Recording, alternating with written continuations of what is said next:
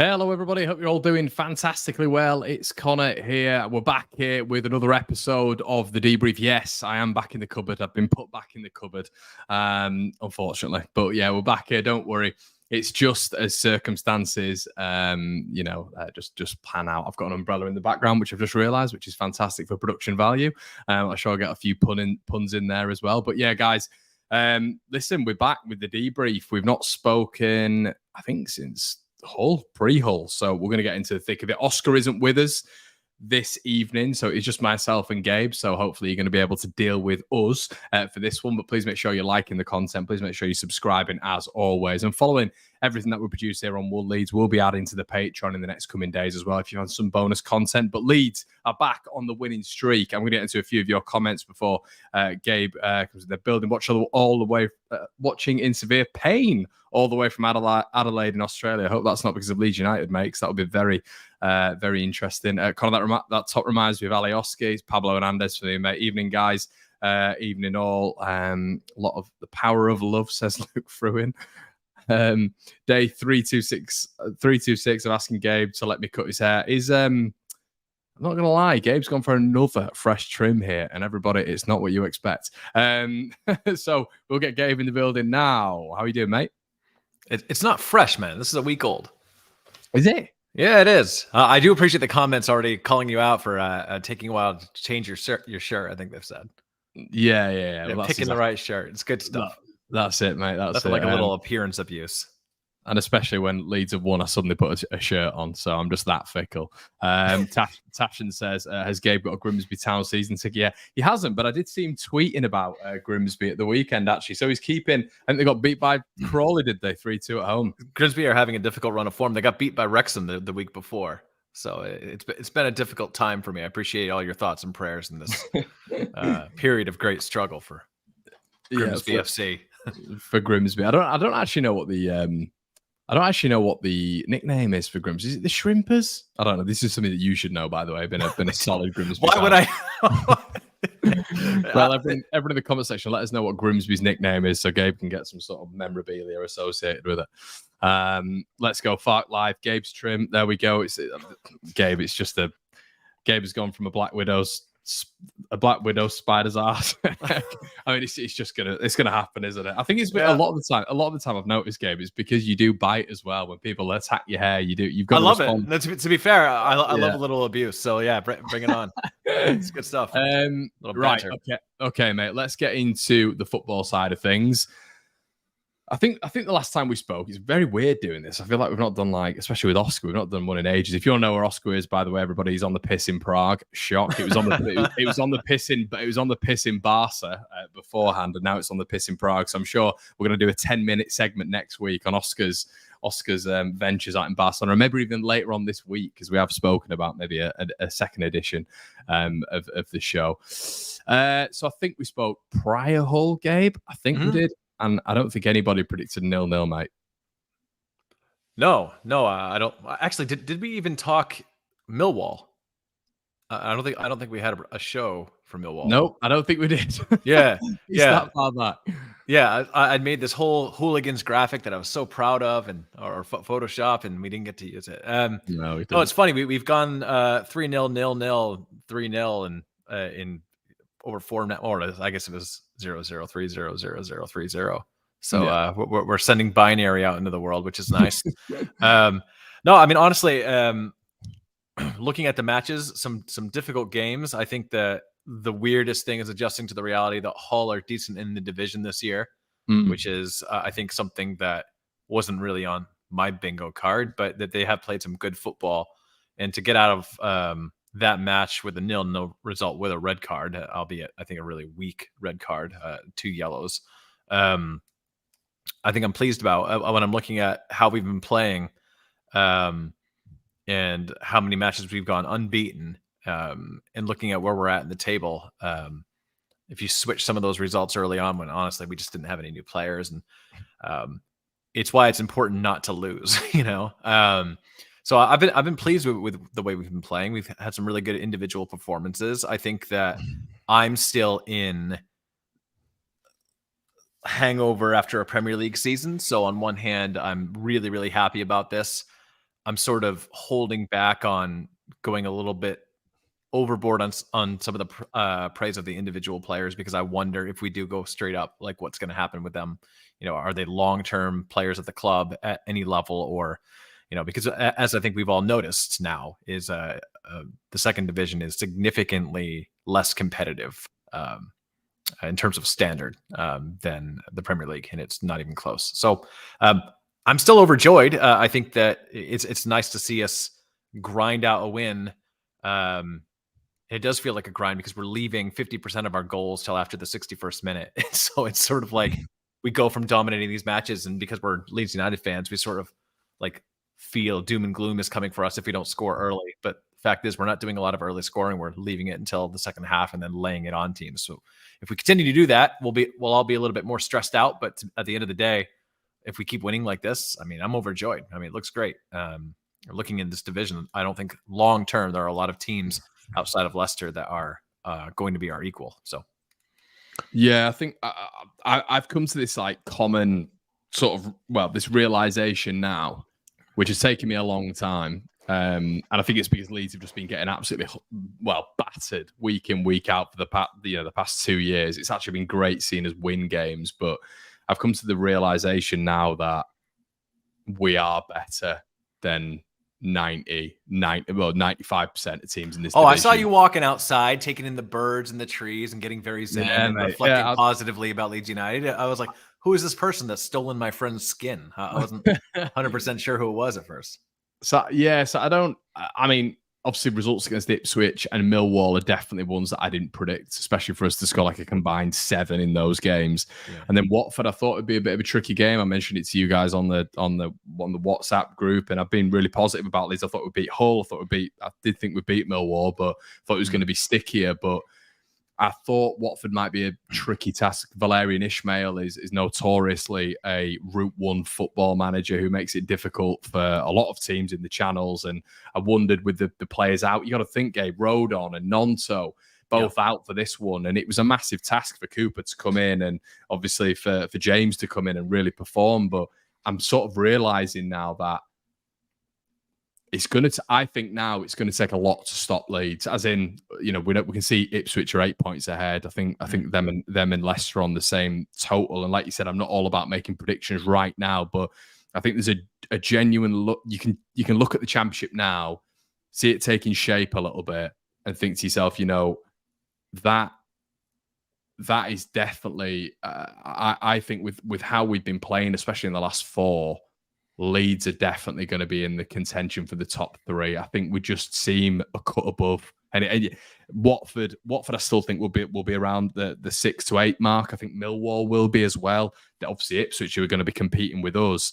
And I just think in if not the majority of these games, we've just been blowing them away. And that's the positive of it, really. Yeah, I think the quality of our squad and the depth of it at this level is going to be really difficult to match. I've been really impressed with Archie Gray this season so far. I was more impressed with Kamara, who came on, and honestly, as a central midfielder, to be passing progressively as he was, breaking lines and then keeping a pass completion percentage of over 92% for his debut start was really, really impressive. And again, Watford are in this division not slouches. I know they've had a little bit of a rough start, but they're not. It's not a poor side. At least they've not got bad players, and they play a style of football that typically, I think, we have sometimes struggled against. I think what I'm most enthusiastic about is that, in speaking about the squad depth, I mean, we've gone out, we bought the best striker in the division, in my estimation, in terms of just pure goal scoring, as Pero. Jorginho, it looks to have turned a corner, and it looks very comfortable in this division. As a young player there will probably be issues around consistency, but if his highs are that high, then I'll be willing to accept at this level some of the lows you get in terms of consistency if that continues to happen. As you mentioned, Dan James is going to be effective at this level, whether or not we love the vehicle.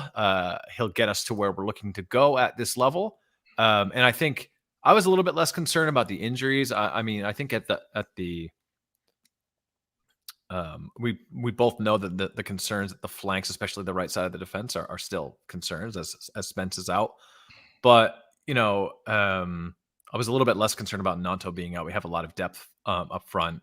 So I think for me, it's really a question of whether Leicester, and I guess to a lesser degree, Ipswich and Preston can keep up the hot starts that they've began with and continue to get results, because we're going to come for that gap. I really do think so. And I think it starts with Southampton, who have been just woeful over their last 4. They're conceding. We've got to do the non-Leeds thing, though. And I know you hate talking like this because it's not based on what happened 1 or 2 or 3 or 4 years ago. It's not. But are you going to talk about our performances at Southampton? Is that what you're about to say? No, I'm going to talk about these tokens that Leeds have given out over the years when it comes to a team performing badly, which is which is a ridiculous trend, which seems to be any time a team is below average and a manager's about to get sacked, Leeds go and give them a coupon. But yeah, the top of the table is interesting, really, because Preston, personally, I think will fall off. I think you look at the quality parity between even obviously a Southampton and a Preston, even, for example, and a Leeds, obviously, and there's a couple of other teams down there. Like I think Sunderland are in better shape than Preston. I think there's a few other teams there who look a lot more dangerous, and I think they've had a really good start. Top 6, definitely potential, but we've seen this before with multiple teams in the Championship where they just, it's September 25th. I know we're making predictions on Leeds United's form, but I think with Leeds, it's a little bit more conclusive right now than it would be with the Preston. Ipswich, I said at the start of the season, I think they're going to be there or thereabouts towards the back end of the year. I think that is going to be a battle for Leeds, and I think Leicester. Listen, I put a tweet out about 3 weeks ago. Someone said, loads of people say it's too early. It's reactionary. It's not. They're just winning. They're winning, and in this division, which we'll find out when we win, hopefully, and this starts to become a thing. It's going to breathe. If you've got the same 11 or sort of the same 11 on the pitch every single week, it's naturally going to breed success, really. I think that's what Leicester are doing at the minute. They've got so much quality as well, and Ipswich. I think Gabe, at the minute, Ipswich have just carried on that momentum surge from League One. But there is no doubt about it, in my opinion. After watching Leeds, I just want to touch on one thing. And sorry, mate, I know I'm going on a bit of a monologue. Go on. It's like normal anyway. But I think what's really impressed me, and I want to touch on this because we always talk about the offensive structure constantly. I want to talk about the back line because what we saw at Hull was, I think, arguably one of the, if not the best period of the season. The 30 to 35 minutes Leeds had to hold. They really had to hold. And against Millwall, they had to really face, adversity when it came to them, like trying to come on later on in the game. We hit them in the transition. And I just think at the minute we look absolutely solid at the back, solid as a rock. And it's great saying going forward we look good as well. But Leeds are doing very, very good things at the back. We're making the right decisions. I think Byram. Listen, hands up so far. If he wait a minute, hang on. Let me hang on to my chair. I need to brace myself for this. All right, go on. Say it. Well, are you ready for a changing in opinion based on performance? Are you ready? I don't know. It can't happen in the reaction space in YouTube. It can't happen. Not allowed. Not allowed. But yeah, Byram looks excellent at the minute. He looks excellent. And I think that, I just think it was summarized basically, mate, by the fact that we had Cooper in at the weekend, and it still looked fantastic. And I think a lot of that is to do with Ethan Ampadu, to be honest. Yeah, I'm going to go ahead and maybe not be quite as enthusiastic about the defense. I think that the real difference I'm seeing, I think the errors are still there, and the poor play at the flanks is still there, less so from Byram. But I think I saw that as well. I look like a manager of Tesco Express. You guys suck. With friends like this, who needs enemies? That's really throwing me. I think my big concern is, though, that the biggest difference I'm seeing is, even in the whole match as well, just some of these guys just can't finish. And in the Premier League, I think you mentioned it in your video, last video I saw, you're so used to, us losing the ball and Mo Salah coming in and just blasting it in the back of the net, or all they need is one chance. I mean, that's the biggest difference in this division is you don't pay for your mistakes as profoundly. So I still do see some of the frailties at the back. And I think, we obviously had Rodon out. We have Spence out. And I think your best mate, Jamie Shackleton's probably going to be our best play at that right back position while Spence is out. I still see vulnerability. I think the big difference is, I think you're right on with the Ampadu assessment. I think his partner in midfield, whether it's been Gray or in this case Kamara, I mean, just controlling the match, it's difficult to attack against a team you can't take the ball off of. And our front attacking group is really, really lethal. I think one of the things I really like to see with Jaden Anthony was how decisive he was. He got his chance and he just took it, when he's put through. So he was unlucky against Millwall, wasn't he? As well? Yeah, he was. Lovely feet, and he sort of tripped over his own right foot. Really, there it was a bit. He was. But against Watford, was really decisive and really clinical. And I mean, even when we played well at the Premier League level, we needed more chances than we knew what to do with just to get 2 or 3 goals. Right now, we seem a little bit hot and cold from match to match in terms of the goals we can score, but the chances are going to be there. And we've mentioned this a number of times. Farka players and Farka teams tend to need a little bit of time to really bed into the system. And so far, the early returns, to your point on, what teams are going to be there, what teams are going to slow down. The championship is a bit like a car race, and you just know the motor size. And yes, some teams are going to maybe have some issues right off the line, but it's a long race, and ultimately Leeds are one of the deepest teams in the division at this level. Exactly. Yeah, and we're just going to have more. And the real question is, because I do think, like you, I do think Preston is going to fall off. I'm not saying they're going to be completely out of it, but I just don't think that they're going to be in one of those in contention for a top 2 position. Ipswich, maybe. I see them more as a playoff spot, but I think they're an injury or 2 away to being in real trouble. And this is a tough division. We're not. We're in a rare position at this level. Again, I keep saying that because, No, you're right. You're spot on. But, at this level, having Gruev as your second or third choice in central midfield is fantastic.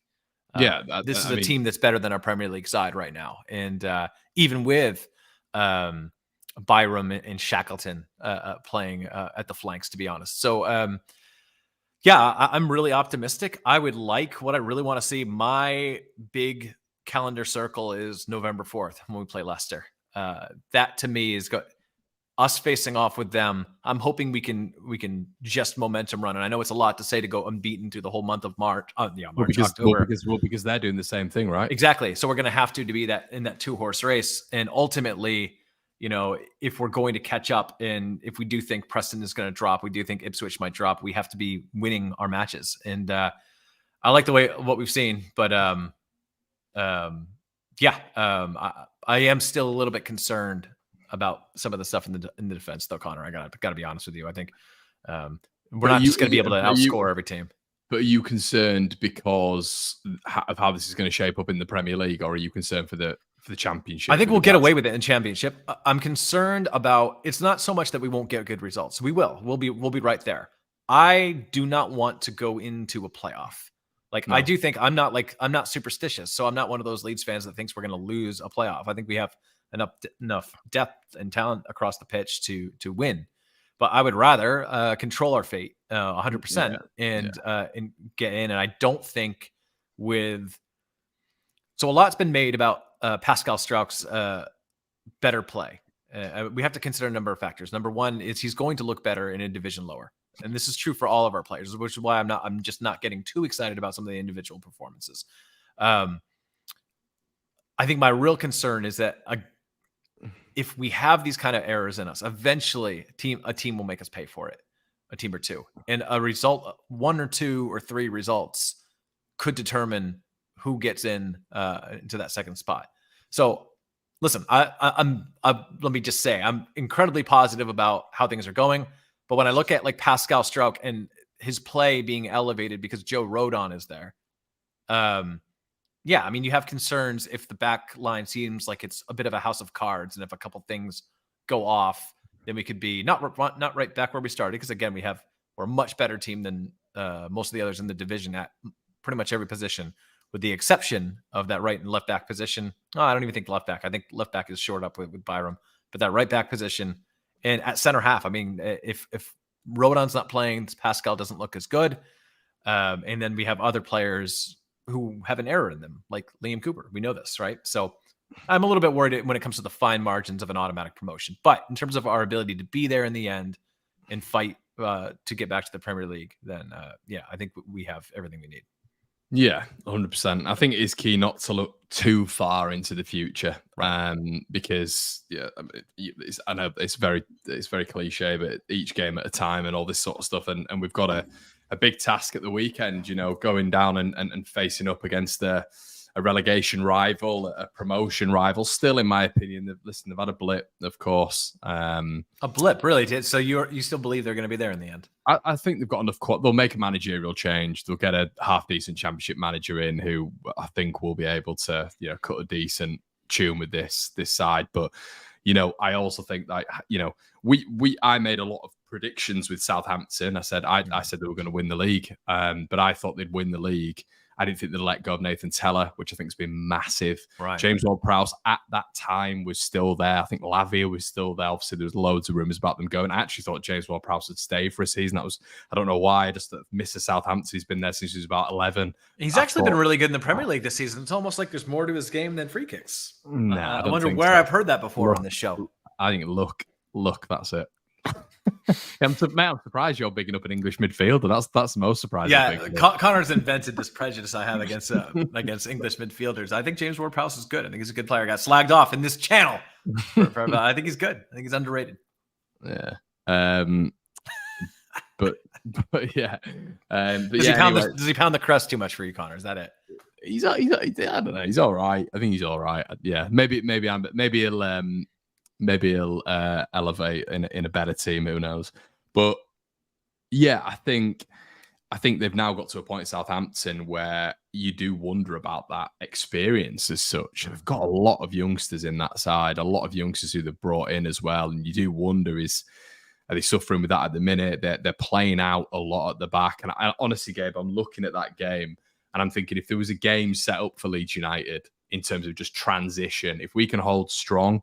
They're going to have a lot of the ball. We're going to try have a lot of the ball as well. But if we're able to hold strong and hit them with Ampadu and Kamara quickly, looking for those balls out, even the centre-backs looking for those balls out, they're in big trouble because their defense is woeful. They cannot defend. And the problem is what they keep doing, and they're not learning from this. And I respect it in a way, very, very similar to us under Bielsa, but Bielsa fine-tuned these players so methodically that even though the Bielsa team at the back was as good as the Southampton team at the back, some may argue, because they were drilled so well, the patterns of play were established, so fine-tuned, they were able to get themselves out of scenarios, and we'd suffer sometimes, but the problem is what's happening right now is I don't think that this Southampton team don't look drilled, and they're being asked to pass out from the back, and they're getting caught far too many times, and if where to initiate a press, which I did see, and I'll give respect to him. I will never slate him for this. If if you've got Dan James on a press, it was just a relentless runner, zero quality at the end of it a lot of the time. But he's You can't just give him a compliment. You were so funny. Oh, you're in the middle of saying what he's good at, and you just have to throw in zero quality. At the end. Zero quality. But I mean, to be fair, he put in a good ball for Rutter the other day, didn't he? And he put in a good corner kick, I guess. But we'll leave it at that. But yeah, on the transition, Leeds are quick. And I think they're in, so a press and a transition, they're in big trouble, I think. So if it'll be really disappointing to me if I'm at the point now where if we don't win the game, if we draw, I'll be okay.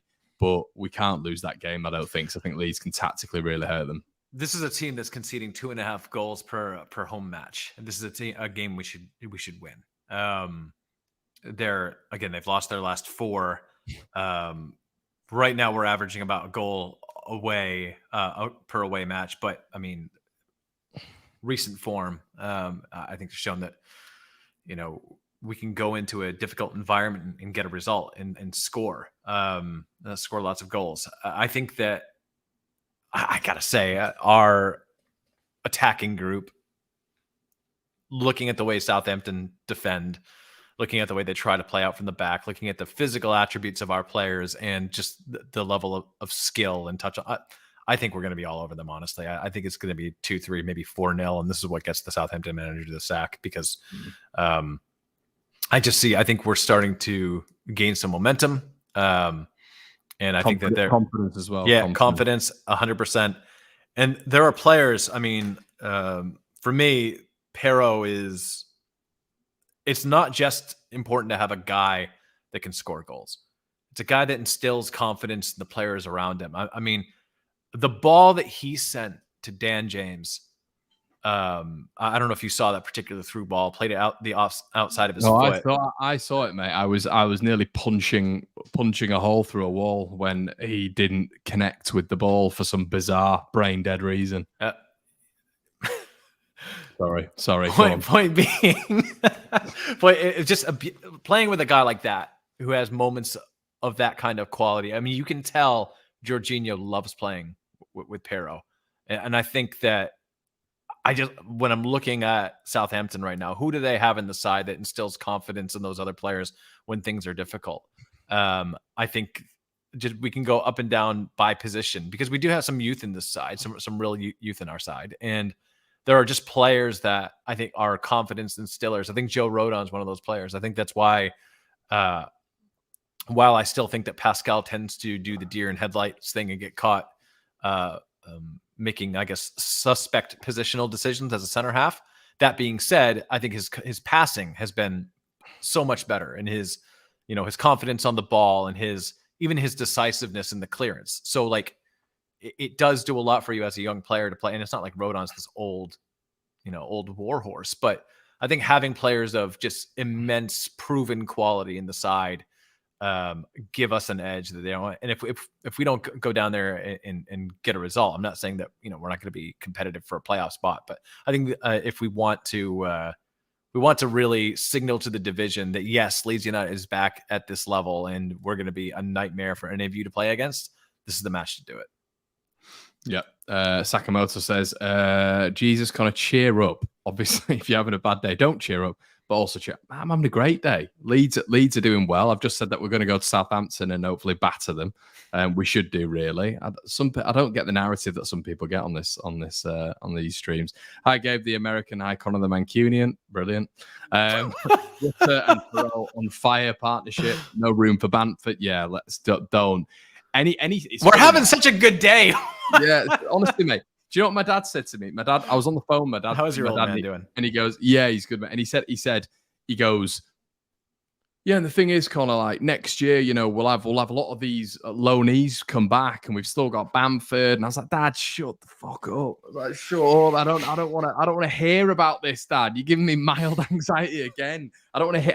I've completely forgot about these frauds. I don't want to think about them ever again. Like, I'm happy in the space we've got now. I'm happy with the new squad players we've got. I don't want that to enter the universe." Connor, I'm 38 and my dad is 70 and has just had a stroke. If I would fear for my life if I ever told my old man to shut the fuck up. I would probably run for the hills. I didn't actually say that. All right, I would never. I was gonna say I'm glad you've got a close enough relationship with your dad where you're more mates now. No. We are mates. We are mates, but there's absolutely no way. There's no way I would be saying that to his face. Yeah. I would come on here looking like a car wreck if I ever done that. But I just think I think we're in such a good space at the minute that even, and it sounds daft, but even like, the players coming back from from last season, I'm like, no, there's going to be some sort of influence from last season. Don't let them bring that with them. I'm just like, oh goodness. But yeah, I think it's a really good space, mate. A really good space that Leeds are in. A really good space that, they seem to be, really instilling this Farke style of football, which I think is coming to the. I hadn't seen a lot of it, but then we played We played Millwall, and you saw flashes of it. And I thought against Watford, it was just a magnificent performance. I mean, we've got to touch on Rutter, who at the minute is just. I mean, he's unplayable. That's the best way you can put it. When he's on pomp, when he's marauding on the ball like that, when he's taking a man on, he's so strong. He's a big lad, and he's able to move his feet so efficiently. I think he's got to be best player in the Championship at the minute. He's looking absolutely fantastic. He's been so good that no one's talking about Pero's 6 goals. You know what I mean? Like that's how good he's been. I agree with you. I think that when I think the only thing I would say is that the consistency isn't quite there, and it shouldn't be. He's a young player. Like there's going to be some inconsistency, and we have a limited data sample. If he keeps, as I said, he could have one stinker and throw in 2 matches like that every 3, and I'd be incredibly happy. I think that. I think the same can be attributed to Perot, mate. I know he's scoring goals, but in game he's quiet. Sometimes a tiny bit sluggish, I've thought, but he's on pomp when it comes to his finishing. That's I think they're all quite inconsistent at the minute. Well, but this is what I was going to say. I think that the player we all compliment and all take for granted in the same breath is Ethan Ampadu. He's been an 8 or 9 out of 10 in every single match. So he's covering ground. He's playing the right passes. He's so good. He's been really good. And again, this is part of it. And we've had this conversation. We've had this disagreement. It's one thing to see someone do it in the Championships, another thing to see them do it in the Premier League. But you have to believe that, like, playing at this level like that, all the indications are there that he could be with Leeds for a very, very long time and be a huge player for us. And I think what makes me laugh, and this is where the agenda comment, when I look at Chelsea and they've got Conor Gallagher starting in there, and they've given us Ethan Ampadu for 7 million quid. They've gone and spent $1 billion, and they're in 15th, 14th place in the Premier League. It's hilarious to me. I'll never stop laughing about that. But this is the thing: when players of consistency, I think, especially like a guy like Rodon. Now I know he was sent off for 2 very weak yellow cards, but players in positions like that they almost become anonymous to you because they do the right thing every time and they don't really stick out. I'm looking forward to the day where Jorginho's skill on the ball and his scoring is so consistent that we start forgetting how good he is. Because right now, what I still see is a player who has moments of absolute brilliance. He's learning how to boss a match, but he still has moments where this finishing is a little bit shocking, right? Bad. And again, young player. Because he's also shown us some real quality in front of goal as well in different ways. So I'm not saying anything to take the player down. I'm really saying this to level set our fans and say, understand that we're gonna have more frustrating moments with him. He's a young player who's finding out who he is as a professional. But so far, and I want to ask you about this. I was just gonna say, so far so great, and I love it so far, and I don't want him to change. I also don't want to hear Daniel Farke to tell him to chill out with the flair.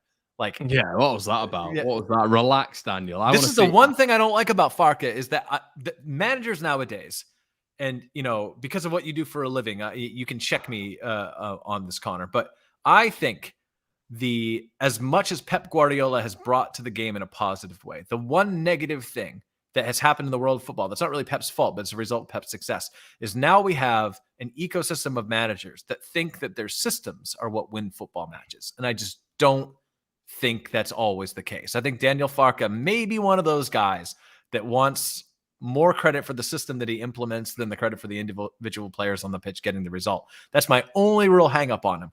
He seems like a guy where if things are right, then it's about the team, and if things are wrong, it's all on the players, not on his system. It's very interesting you say that. Well, when he comes in and says things like we don't, it's eeks to me that if you start to stand out too much, he may want to take you back a little bit because it's the system that has to shine, not the individuals. And so that's the only thing I would say that I've noticed about him so far that I don't love. Everything else, I mean, look, he's the right man for the job. Fully back him and support him. I don't want anybody to misconstrue this, but I didn't love the comments because this is a young player. Just let the kid express himself. If he does things that don't come off, guide him, coach him up. I get it. But, we don't need to. We don't want to take that out of his game, do we? No. And at the end of the day, I mean, if you're tuning in, sometimes I have to pay to watch the Leeds United matches outside of the million subscription services I have to watch the championship. And I'm not going to the ground because I live in America, but like Brownie going to every match and people paying the money, you go to watch no one's going to watch Daniel Farke's system or to watch everybody act like it's the 1980s and let's see who can pretend that they're the biggest piece of trash on the pitch when they're actually excellent. Like, we want players to express themselves. It's entertainment. You know what exactly. I mean? So yeah, I thought it was silly. Yeah, it was a stupid comment. Let's hope that's not an actual thing behind the scenes, because he was so good, and it was such good value watching him at the weekend. The Maradona was a particular highlight, the Maradona spin, and then just the setup for Jadon Anthony's goal, where he can feel the man coming, pressing behind him. He just flicks it round his body, then a quick step. It was so good. It was so good, and you're looking at it and thinking it's a very. I know we've spoken about this before, but it's a very different setup to what Farke's had before. There is no real 10 there. And maybe that's helping Leeds a little bit because it's more fluid. And, if you add a Pablo Hernandez in there and Emi Buendia, you're going to get the opposition solely focusing on a Pablo Hernandez, on an Emi Buendia. And I do think Leeds suffered through that at points with Marcelo Bielsa, when sometimes when we didn't know what to do, the ball would be funneled to Pablo Hernandez. And it was like, you need to come up with something here against this low block. Because we have no answer. Whereas if you've just got a fluid front four who are all interchanging, some are going centrally, some are going left, then they're going right, and they're linking up, and they're in close spaces, and then they're in wide spaces, and you can't really narrow down their positioning. That's fluid in a different way, which is probably going to be very unpredictable for the opposition. I mean, what a nightmare to try to defend. It's almost like we're playing. I know we talked about a 4-4-2. It's not a 4-4-2, but I know we were sort of joking around about it. But it's almost like we're playing with two false nines. It's really weird. But it looks like, and not to. I guess we don't want to talk about what if we go up. What do we do then? I don't think this is. No. I think maybe we'll just enjoy. Let's live in the moment. Yeah, we'll just enjoy what we're doing in the championship because we can. Yeah, guys, I'm seeing it in the comment section. Like, if we shout out to you, Bob's your uncle, but if we go up, how many current starters? Harry Redknapp in the comments saying, Bob. Yeah, it's just guys bask in it. Just enjoy it, because as we listen, we can all laugh and we can all point. But when you look at Sheffield United yesterday, and it was horrific. We all know. I mean, that was they did. Sheffield United deserved to get beat 8-0, and Newcastle deserved to win 8-0. It was brilliant on one end, tragic on the other. But let's not have short memories in this game. And I know we'll go back up and it'll be completely different. But just bask in what we're doing at the minute, because Leeds are winning games. And it's been a long time since we've been able to say that on the road and at home. Our first win at home in this season, but in so long. And you get back up to that Premier League, and it is getting tougher and tougher and tougher with the money. Yeah. So I'm at a point now where I just want us to be in the Championship, relishing where we are, not looking too far ahead, and just enjoying it, mate. I'm at that point now. I cannot be arsed looking ahead to a Premier League where it's Arsenal, Liverpool, Tottenham, Newcastle every week. Well, and there will be no Sheffield, Burnley, and in Luton Town for us to play if we go up next season. Yeah, exactly. And that's the frustrating thing about it. I think, speaking on that, Connor, and just to go back a little bit to if you have to go to places like Hull or Millwall. Millwall is like the Bournemouth Beach of London. It's just the worst. At least for winning. I know we didn't beat Hull, but if you have to go to those places, there's honestly, mate, there is an actual point right now where we're going to teams like Millwall and. We're dispatching them 3-0, and it's like one of those things where those teams that you play in the Premier League, it's once in a blue moon that Leeds would get a result like that, and there's so much money in that division right now that it is scary. Now I did watch that game yesterday, and I was laughing, of course I was, because it's a Yorkshire rival, whatever. But I'm looking at that game and I'm like, parity between the two clubs is just enormous, and it is just one of those things where I think right now, feet on the ground, let's just enjoy where we are at this moment. Yeah, I mean, at a higher level, it's sort of, I think maybe I'm going to think about making content about this, but it's sort of ruining the game in a way. The Premier League's becoming the Super League, honestly, just with foreign investment and how much money's coming in. Just to be competitive, you have to be. It became the Super League years ago, man. Yeah, but it's getting even worse now with nation state money. And it's one of those things where, for 5 minutes, we're going to get a great story about Luton Town. And we're going to talk about the great work Vincent Kompany did with Burnley. He'll be lucky to not get sacked, honestly. Because I just don't know how you compete with owners that have hundreds of millions in assets, which is ridiculous to think about. Where we're at now, I just gotta say, I know we didn't get a chance to speak about this, but watching some of those Millwall fans that made the rounds on Twitter virally, listen, that man, it just encapsulates why we didn't want to be in this division. But if we're going to be in this division, playing these sides, I'm happy to see results like 3-0. I would have done to see like 4 or 5. Yeah, and that's what I mean, mate. We're going to be going to a lot of, Sheffield Wednesday sold the highest allocation of the season against Leeds United. Hull sold out against Leeds at home. Probably a majority of Leeds fans in the Hull end. But then you get a Millwall selling out against Leeds at home. Birmingham selling out against Leeds at home. So it's one of those where if we're able to play our football and we're able to impose ourselves, who's to say we can't have a Bielsa-esque season under Daniel Farke and actually be 100%. Some wonderful football, see some great attacking football, and we're actually set up better than what we were with Bielsa, because with Bielsa it was starting from scratch. Right now we've got parachute payments. We're probably going to make moves in January if they're going to go with this ruthless tag. We've got better players, haven't we, Connor? I mean, it's not even close, and for better value as well. I mean, it's just the buying that was done by the team. Working with, I know there's Hammond and I forget who the other one is. There's two more. But the work they did, I mean, honestly, to come out, I think we were 4 million in the red in the window. That's tremendous work.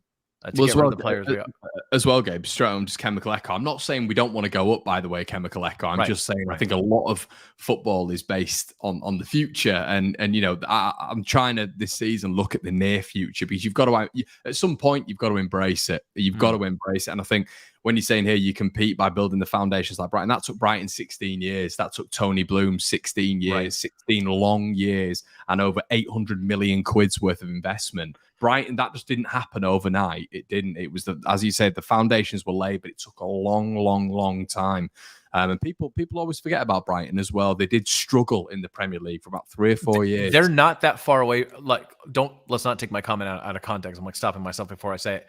Brighton are 2 or 3 injuries away from being potentially in a very difficult place, right? Because that's where it is now. You have teams that can spend £1 billion over 2 seasons to be mediocre, right? In Chelsea. So I obviously don't love Brighton, but I love to see clubs like that be successful, because it gives, us hope, right? But you have to get everything right, don't they? And they went from strength to strength, from Graham Potter to De Zerbi to for me, he's a much better manager. I mean, he's excellent, and they've continued to develop players and identify. I mean, their scouting department has to be amongst the best in the country, if not the world. And so it's just, you have to get, and clubs with a ton of money, and I know people will say the 49ers don't have a lot of money compared to Clear Lake and compared to Newcastle, compared to Manchester City, they don't, right? So even compared to the Glazers, they don't. So it's one of those things where you have to, if you're going to have good money at the Premier League level, I guess we'll stop talking about this because it isn't really that relevant. But point being that, you have to get everything right. So on one hand, I'm really enjoying this now, but I'm kind of stuck between a rock and a hard place, because of course I hope we go up right away. And of course that's what we want, but it's going to be difficult. It's kind of nice to be watching. Not to say some of the matches aren't difficult, but we walked it against Millwall. It was an easy match. They were terrible and we were great. It's nice to see that for the club I love once in a while. Yeah, exactly. And it's just nice watching them at the minute, and it's nice. It's nice actually just watching a football game that Leeds are involved in again, isn't it, Gabe? I think it's just been so tumultuous for so long now. But let's have a quick look at some of the Leeds fixtures coming up here. Can you do the mill thing? Can you do the mill thing for? They were saying it. Me. Who's saying that? They were saying in the comments just the mill. Mill. There you go. Got to do the facial as well because they all have the exact same facial. So I'll just share the screen now. We'll have a quick look at the fixture list. Okay, I'll blow this up. But yeah, this is what we're looking at the minute, Gabe and chat as well. So obviously Southampton away, which I think we're looking at in a really positive light. You know, Leeds transitioning on Southampton. You're feeling that's going to be, you know, something positive for Leeds down there. Then you look at a plucky game against QPR, who I know of, you know, there's been a couple of results this year that have been anomalies for them, but you're looking at that and thinking, that's another win. You got Bristol City there, who've been okay so far this season. Bristol City kind of went up against Leicester at the weekend and were okay, but Leicester blew them away really with quality. It should have been way more than one. Norwich is going to be an interesting one. Obviously, they've had a bit of a decent start, but getting smashed at the weekend. Well, I mean, they can't be expected to compete when Josh Sargent isn't playing. Exactly. Yeah, that's true. Your favorite striker in the league. Exactly, mate. Stoke City as well, which is never easy to go there. We all know that as Leeds fans. And then sort of end the six game period, a bit of a derby against Huddersfield Town, the Luke Ayling derby back in the day. So yeah, mate, it's October really when you're looking at it there. A couple of tough away games, I think, but overall, well, more than there's 3 away games there, which probably would be in your maybe top 6, 7 toughest away championship games. But you're looking at Leeds now and thinking there's a bit of momentum there. Yeah, I think that we're probably going to equal our wins tally from all of last season in 3 or 4 weeks. Yeah. J-Dog says 3 win, minimum out of them, probably 4 wins, 1 draw and a loss. Calgary Calling, Paul says, I'd forgotten what it was to win, score goals and keep clean sheets. We're starting to look close to compete. And I think, Gabe, if you come through that with a really good point tally and you come through that with some good wins, you're steaming into Christmas really there. And then with players coming back, hopefully at that point, maybe Jed Spence, Willie Gnonto, I am going to say some of the old heads who can fit up the bench as well. Patrick Bamford being one of those. You're looking at players coming back and you're thinking to yourself, well, even in a really congested period, which we know Christmas is, where Leeds have been thin before in the Championship, you're looking at it and thinking, pending, and let me just touch wood here, and Gabe, I need you to touch wood as well, pending an injury to one player in the side who I think would have Leeds in a bit of a problematic situation, which is Ethan Ampadu. I think, God willing, we avoid that. I think Leeds are going to be in a very good space going into Christmas with the depth of squad. Yes, I agree. Have you touched wood? There's hardwood on the ground. I suppose I'm doing that. Okay, I'll do it. Here's my question for you superstitious people, man. Are you not having a difficult time not being angry when you? And I mean this because I've actually, it's a weird experience I have because we won 3-0 and I found myself feeling like oddly angry, and I was like, why am I feeling so pissed off? It's because I was listening to Farka's comments, and I was like, all of last season we were sort of we had Jesse just talking our ears off. We had Grazia who looked lost. We had Skubala who's doing the best he could before that. And then we had Allardyce who was laughing to the press as if he just had a night out with his friends as we were on the precipice of relegation. I was just was it so hard to win one fucking match?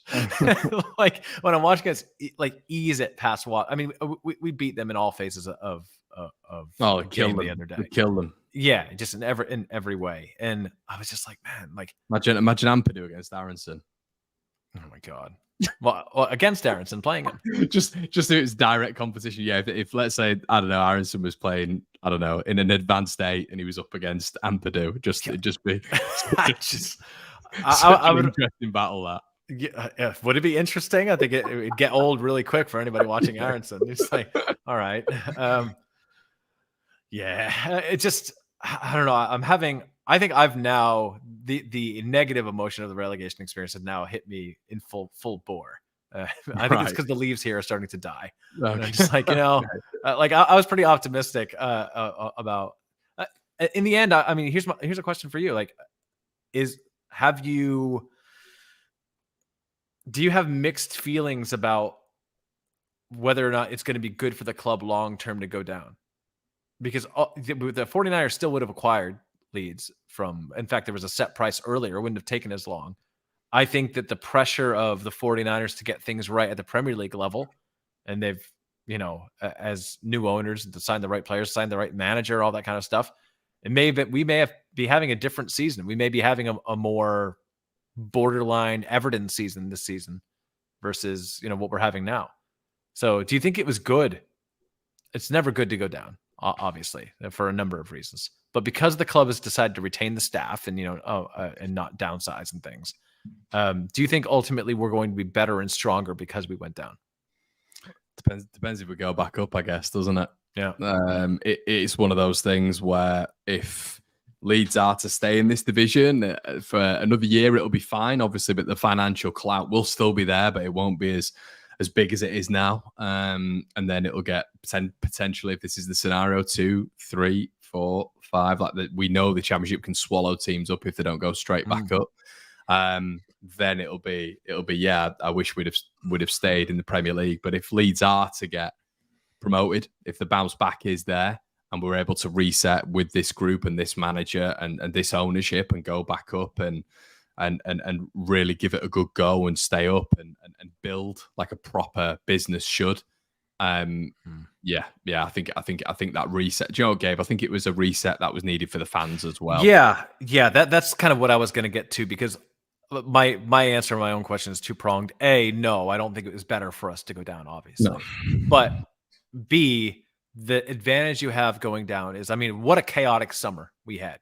And just the search for the manager it took them a while to get their guy. They did get their guy, but it took them a while. The mistakes would have been made by the ownership, of course, because it's their first time owning a football club as majority owners.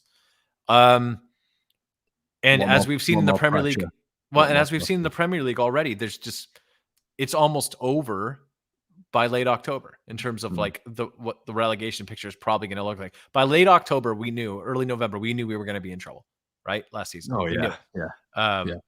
And right now, when you look at the table, you've got, the bottom three in the Premier League, and then you've got Everton and Wolves on top of that, who could potentially fall down in, and maybe Bournemouth if they get an injury or two. And so it just doesn't, there's no margin for here. I mean, look at what we did the first 3 matches of this season in the EFL. Like, it wasn't good football. We were playing, and I'm not criticizing, but we were, playing Jamie Shackleton in an attacking role. He's obviously he's going to be an important part of what we do this season, but he's not going to be starting at, when you have like Somerville and Nato and Anthony and Pero and all these other guys. So yeah, there's being down a division created a little bit less pressure and a little bit more bandwidth to make mistakes. Like our defense right now, it's still making the mistakes, but not paying for it.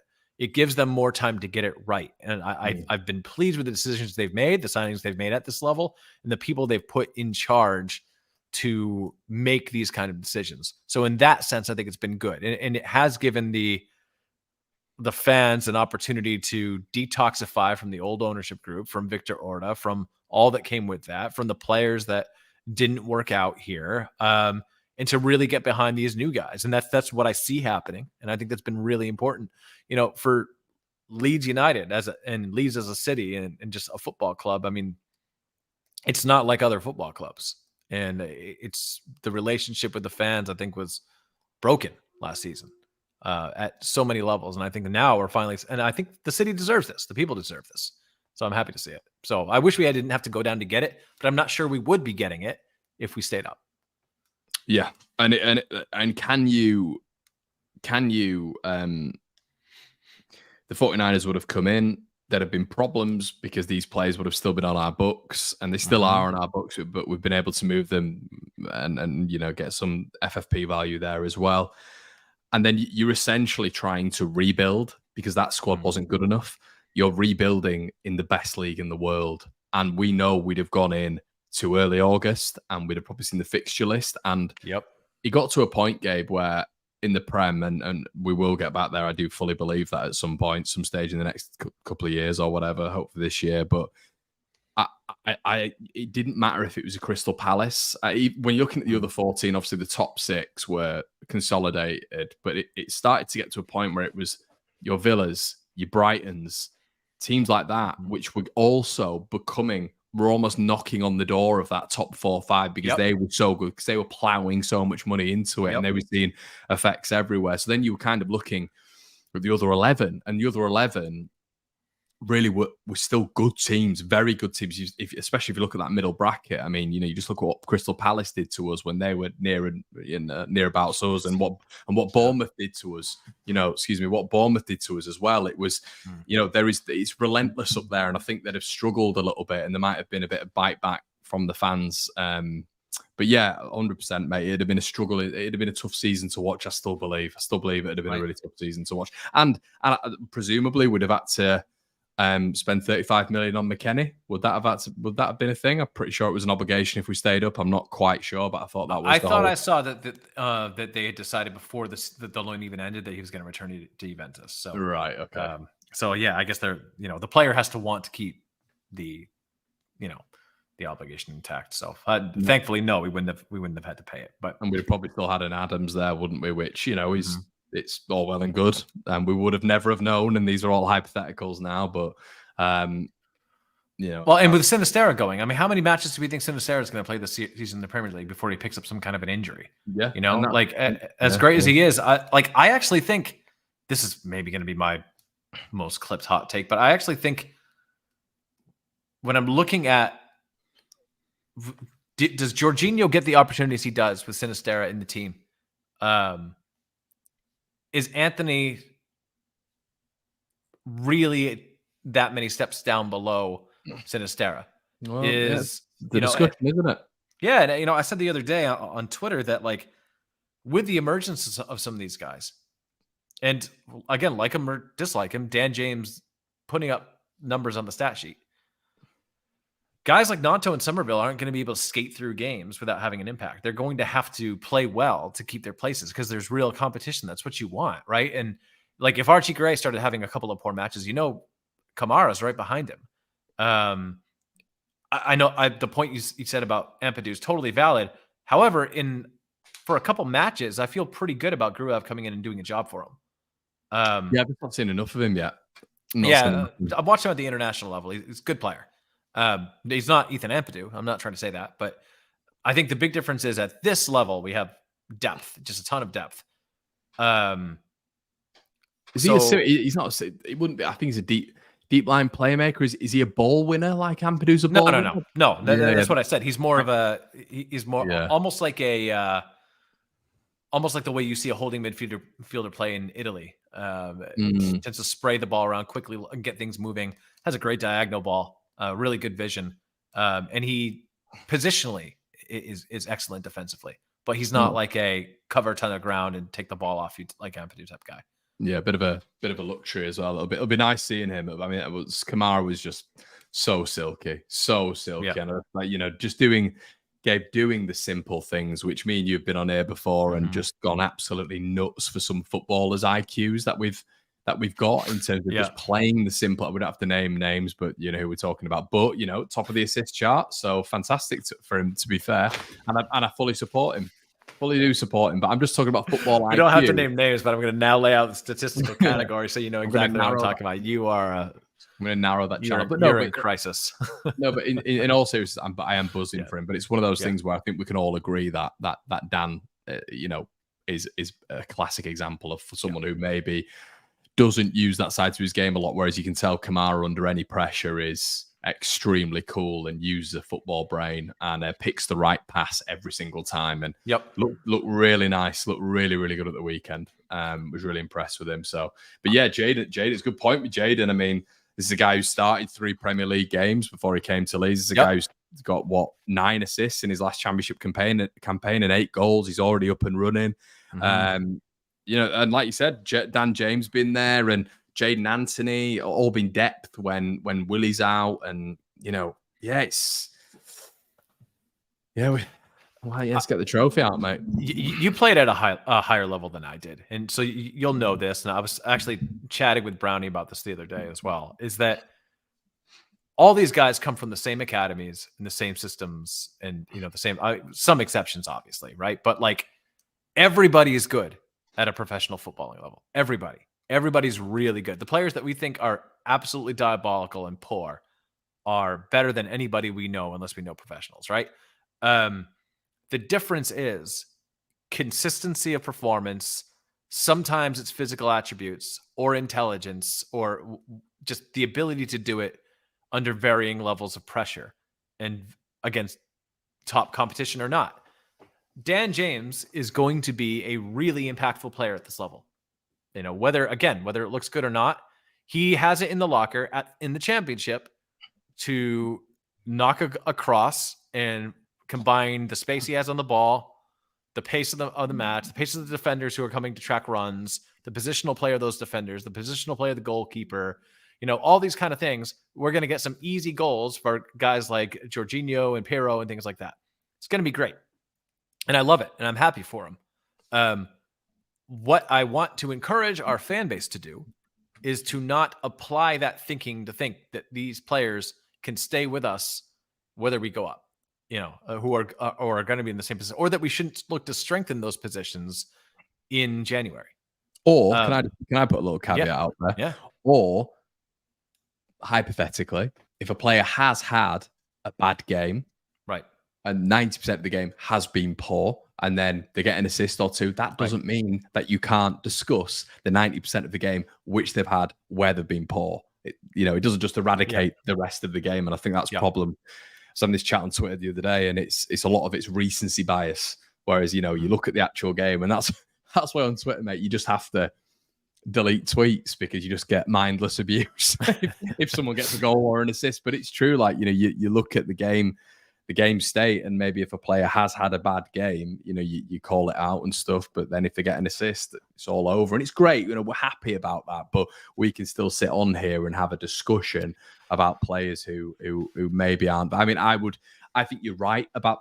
Let's talk about Dan James. I think you're right, and I think he's going to be very effective at this level. We've seen that so far, and I think the better players around him obviously are going to bring the best out of him. And transitionally, I mean, even at Southampton, transitionally, if they're piling the pressure on us and we just need a little bit of a relief, the beauty of being able to launch the ball to Dan James and then just getting up the pitch is a real luxury. And he wins his free kicks as well.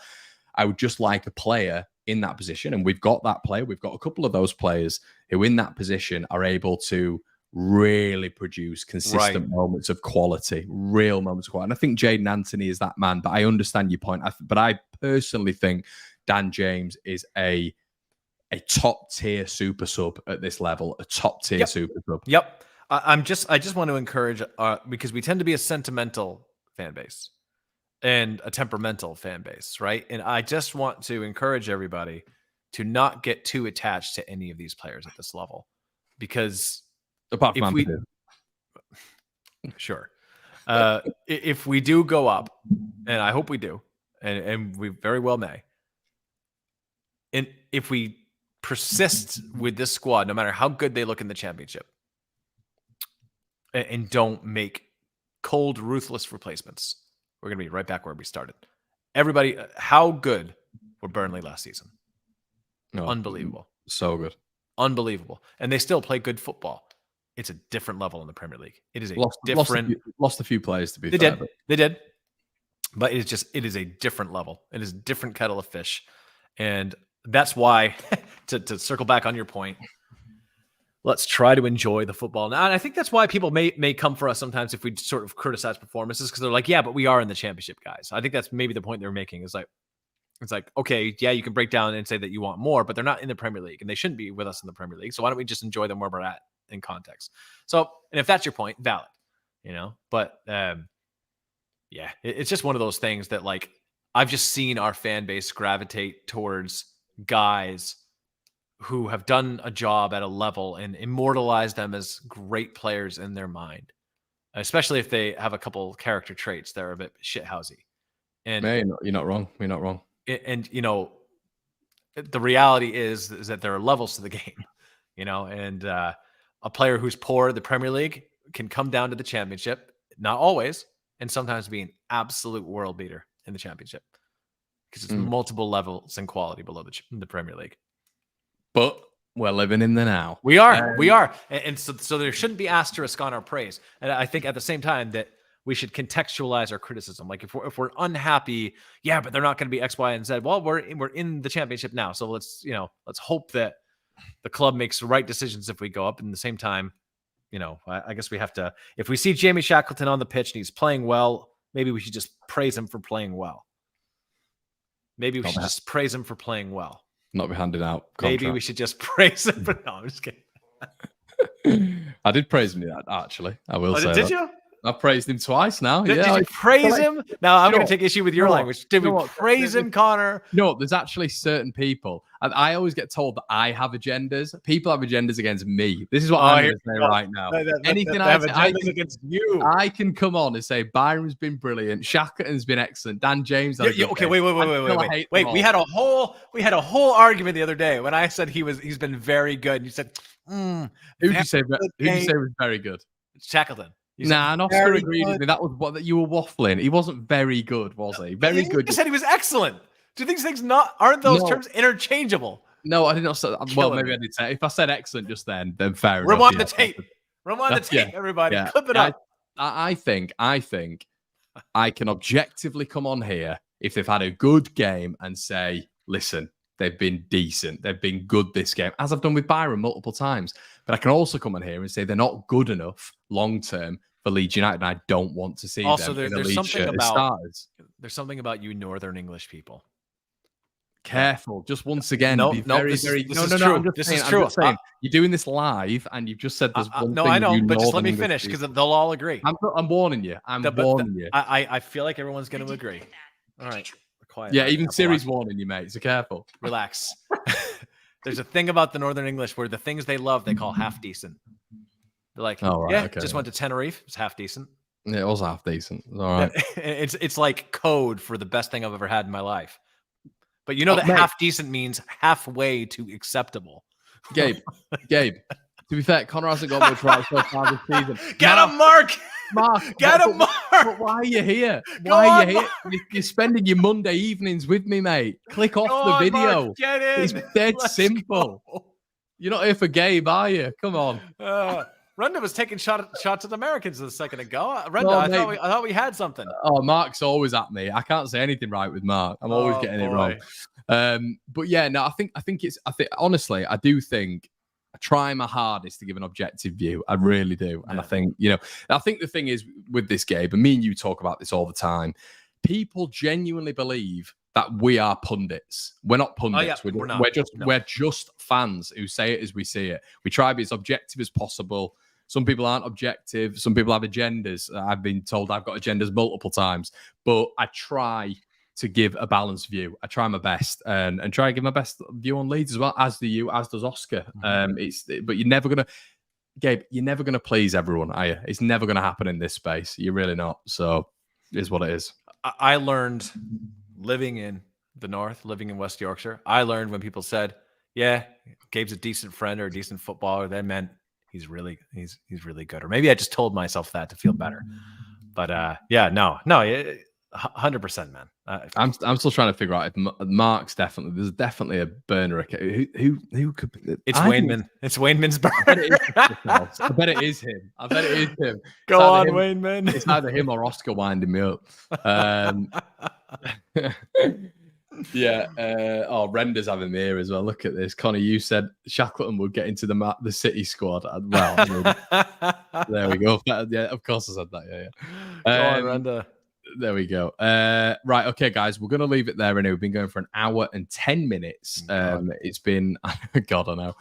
Really appreciate it, everyone. We're going to try and be back later on in the week with another debrief with Oscar. I'm going to have to let you know.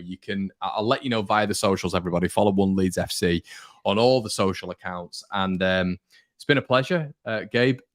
Mark's seen the funny side of it. Mark, I'm seeing you, mate. I see all your comments. I had to go in. Connor for going full deep state conspiracy. Yeah, everyone's got an agenda against Connor. That's true. Yeah, feel sorry for me. I'm the victim here. But guys, it's been an absolute pleasure, and we'll catch you on the other side. Yeah, we'll see you. So actually, Gabe, we haven't done quick Southampton prediction score. What are your thoughts? 3-0 Leeds. 3-0 Leeds. I will go with 3-1 Leeds. And guys, we'll be back either later on this week or Monday. See you in a bit.